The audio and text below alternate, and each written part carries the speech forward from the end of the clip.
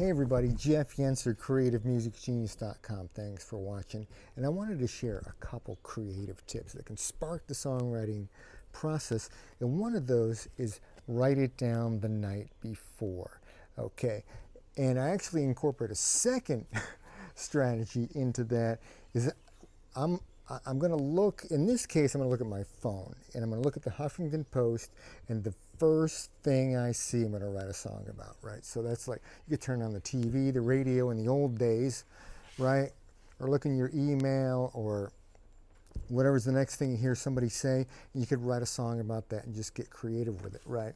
And if it doesn't work, you throw it out and try again, or try something completely different. But what I decided to do, right, and I decided the night before, something simple, something bullet point that I can do and easily execute the next day, right, was to go to the park. So I'm in nature. Nature is a wonderful place to be creative. You got sunshine, you got trees, you got hopefully fresh air. And so I'm going to go to the park. I'm going to pull out my cell phone. I'm going to look in the Huffington Post and write about the first thing I see. And what was the first thing that particular day?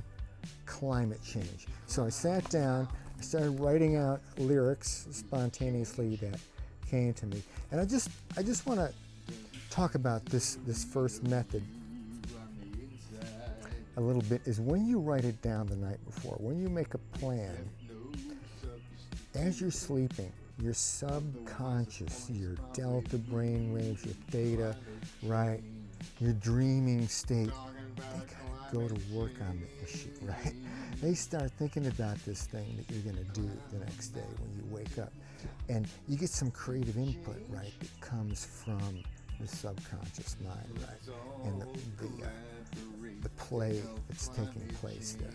Right, so when you get up the next day, you've already got a head start on the idea. You know what you're going to do. You might have some sparks of intuitive flash, like as you're just laying there half awake in the morning, right? So I also wrote a little bullet point list of some things I might need, right? The laptop, the notebook, and the guitar, right? And what I ended up doing is writing a few verses. And then I chose another creative tip, which is phone a friend, right? And I called one of my friends and I just started telling her, what I had written so far and what, the idea. And so that sparked, just the conversation sparked a couple of more ideas. I was able to write all these verses that morning. I used Band in a Box, right, which is I call it the oldest living piece of music software on the PC. It was around a long time ago, like before you could even record audio on a computer, right? You could do MIDI, right? You could put chords up. And so Band in a Box has been around for that long, and it upgrades every year. It upgrades and upgrades and upgrades. And it's all, it's great though for seeing a chord progression on the screen. I love it for that, right?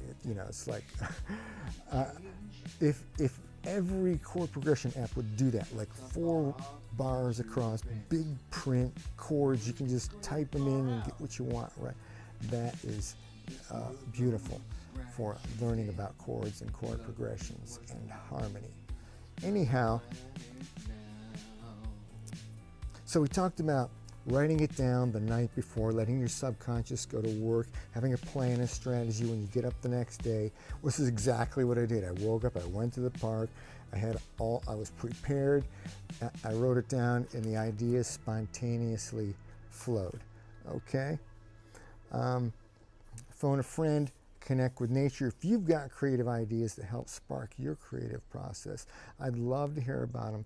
Use the comment box below. If you want to boost your creativity even more, you can check out my newest ebook, 7 Hacks to Power Up Your Creativity. There's also a donation link in the description if you'd like to bless me in that way. Appreciate all the help I can get. Appreciate the likes, the shares. Share me everywhere. Jeff Yenser, CreativeMusicGenius.com. Thanks for watching.